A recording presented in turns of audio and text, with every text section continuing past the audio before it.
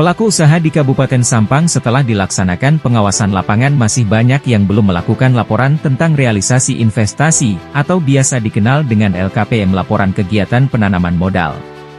Manfaat LKPM adalah sebagai sumber informasi perkembangan realisasi investasi per sektor dan lokasi secara berkala, sumber informasi perkembangan penyerapan tenaga kerja, sumber informasi permasalahan yang dihadapi penanam modal, dan salah satu sumber informasi yang dipertimbangkan dalam penetapan kebijakan.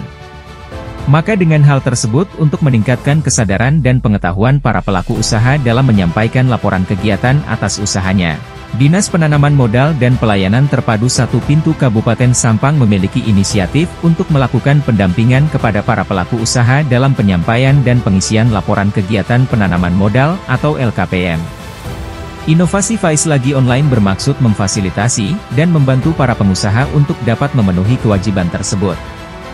Manfaat dari inovasi Faiz Lagi Online adalah 1. Peningkatan realisasi investasi di Kabupaten Sampang. 2. Pengisian LKPM yang dilakukan oleh pelaku usaha secara tepat dan benar.